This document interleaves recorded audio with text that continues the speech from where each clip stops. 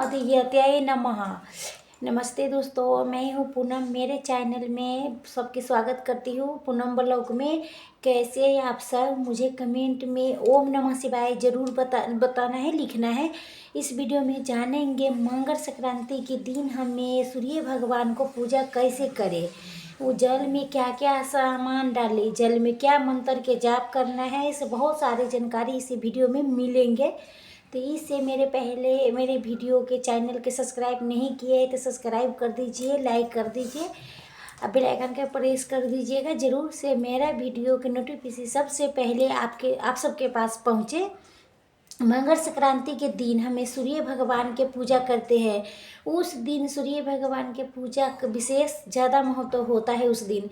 तो आप लोग उस दिन ब्राह्मण मुहूर्त में उठ के सवेरे उठ जाइए, सुबह जल्दी उठ जाइएगा और सुबह जल्दी उठ के स्नान कर लीजिएगा। स्नान करने के बाद अपने जो आप साफ़ सुथरा कपड़ा है, धुला हुआ कपड़ा है, वो पहन लीजिएगा। मान लीजिए आपको पास नया कपड़ा पहनना चाहते हैं तो आप उस दिन नया कपड़ा भी पहन सकते हैं, ज़रूर जो पहनना है। उस सुहागिन महिला के वो अपने मांग में सिंदूर ज़रूर लगाना है। अपनों एक सिंदूर लगा लीजिएगा, बिंदी लगा लीजिएगा और बालों में कंघी कर लीजिएगा। उसके बाद हम सूर्य भगवान को पूजा करेंगे। उस दिन सूर्य भगवान के धनु राशि से होके मकर राशि में प्रवेश करते हैं, उत्तरायण होते हैं उस दिन सूर्य भगवान को। तो उस दिन पूजा करना, जल चढ़ाने के बहुत ज़्यादा विशेष महत्व होता है। तो सूर्य भगवान के पूजा करने के लिए हमें चाहिए पात्र। तो आपके पास तांबा के पतला है तो तांबा के पतला लीजिए, आपके पास पीतल के है तो पीतल के ले सकती है। आपके पास मान लीजिएगा दोनों नहीं है, स्टील के बर्तन है तो स्टील के लोटा है, गिलास है, उसे वैसे भी आप सूर्य भगवान को जल दिए चढ़ा सकते हैं। एक पीतल का, तांबा के जो भी पास है वो उपलब्ध हो तो उस पात्र ले लीजिएगा। उसमें जल भर लेना है। आपके पास अगर चित गंगा जल है आपके पास तो थोड़ा सा जल में इस तरह के गंगा जल थोड़ा सा ज़रूर डालना है। मैं पहले डाल लिया हूँ तो थोड़ा सा रोड़ी डाल लेना है। आई तिल, इस दिन काला तिल के ज़्यादा महत्व होती है तो काला तिल ही आप उस दिन पूजा में लीजिएगा। ये तेल है, मान लीजिए काला तिल नहीं मिल रहा है तो सफ़ेद तिल भी ले सकते हैं, लेकिन काला तिल को पूजा में ज़्यादा महत्व होता है। तो हमें इसमें रोली रखेंगे, इसमें तिल रखेंगे। ये अक्षत लीजिएगा तो जो अक्षत चावल है, खंडित चावल नहीं होना चाहिए, तो इसमें हमें थोड़ा सा चावल भी डाल दीजिए। और तम्मे के पात्र में अगर से गुड़ नहीं डाला जाता है तो गुड़ मतलब पीतल में जल चढ़ा रहे हैं तो थोड़ा सा गुड़ डाल दीजिएगा। अगर तम्मा के पत्र से आप जल चढ़ा रही है तो इसमें गुड़ नहीं डाला जाता है। तो ये हो गया, फूल हो गया, लाल फूल लीजिए, चाहे गुलाब के मिल जाए तो गुलाब के फूल लीजिए, चाहे मान लीजिए आपके गुलाब के नहीं मिल रहा है तो गेंदे के फूल आप ले सकते हैं। माने इसमें कोई बात नहीं है। सूर्य भगवान को जल चढ़ाने के लिए हमारे पात्र तैयार हो गया है। सबसे पहले उसमें सूर्य भगवान को पूजा करेंगे। तो आपके सूर्य भगवान के जहाँ से भी दिखाई दे, छत से, बालकनी से, मतलब आंगन से, तो आप लोग वहाँ ज़रूर आ जाइएगा। उसमें लाल ये चंदन होता है ना, लाल चंदन वो भी है, तो लाल चंदन है तो लाल चंदन भी डाल दीजिएगा। उस दिन सूर्य भगवान आपके पास दिखाई दे चाहे ना दिखाई दे, ठंडी के मौसम है तो कोहरे के वजह से सूर्य भगवान जी नहीं दिखते हैं, तो दिखाई दे रही है तब भी आपको जल चढ़ानी है, या नहीं दिखा दे रही है तब भी आपको जल उस दिन सूर्य भगवान को जल ज़रूर चढ़ाना चाहिए। से अगर कभी भी हमें किसी पात्र में जल चढ़ाना है, ये नहीं से कहीं पर भी मैं जाके जल चढ़ा दीजिए, वो जल किसी के पैर में लगे, मतलब वैसे भी हमारा ऊपर दोष लगता है।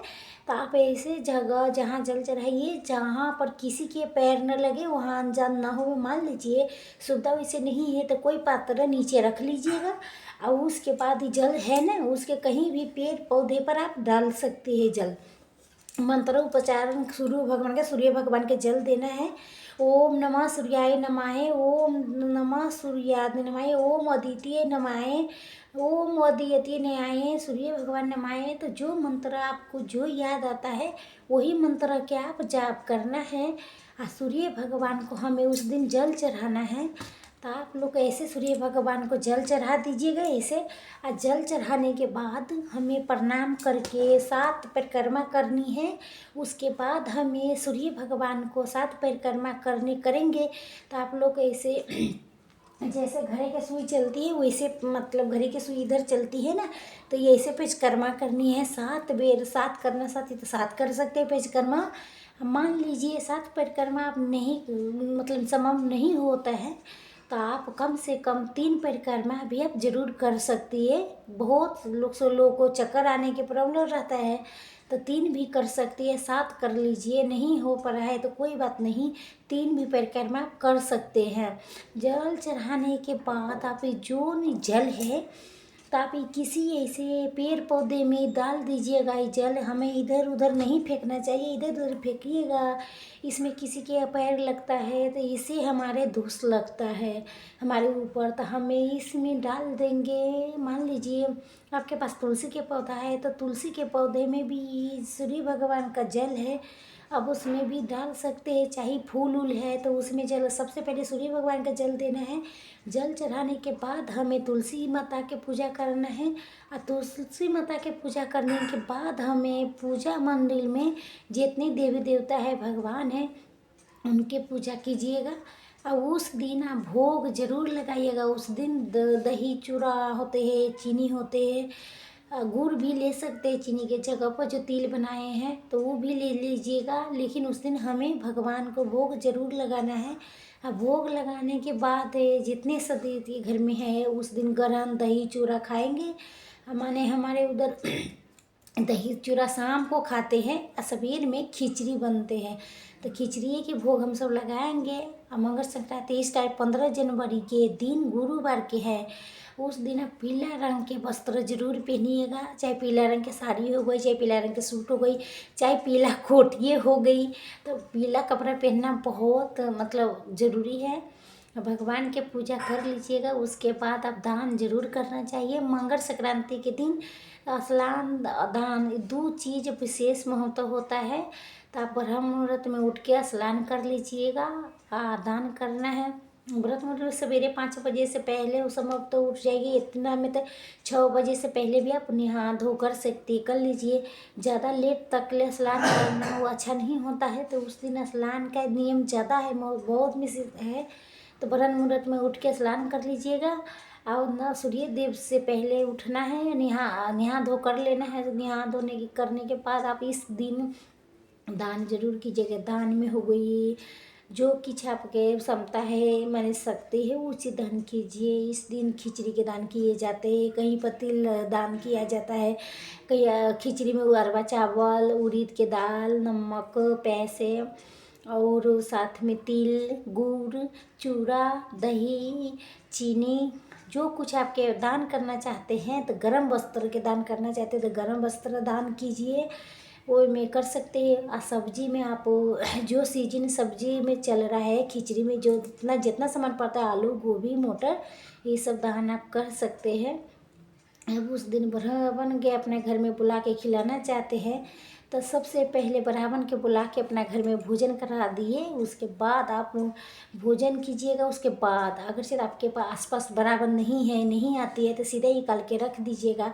उसके बाद आप भोजन बनाएंगे। जो जिन पकवान बनाना, भोग प्रसाद बनाना, वही सबसे पहले वही सबके दीजिएगा। और उसके बाद में दही चूड़ा खिलाइएगा। तो मकर संक्रांति के दिन हमें यही सारे बात सबके ध्यान रखना है, यही इसी तरह के सूर्य भगवान की पूजा करना है, यही नियम के पालन करना चाहिए। तो आज के वीडियो यहीं तक के था। फिर मिलूंगी कोई नए वीडियो में। वीडियो अच्छा लगा है तो लाइक सब्सक्राइब जरूर कर दीजिएगा। मेरे इस चैनल के सब्सक्राइब जरूर कीजिएगा। फिर मिलूंगी कोई नए वीडियो में, तब तक के लिए ओम नमः शिवाय।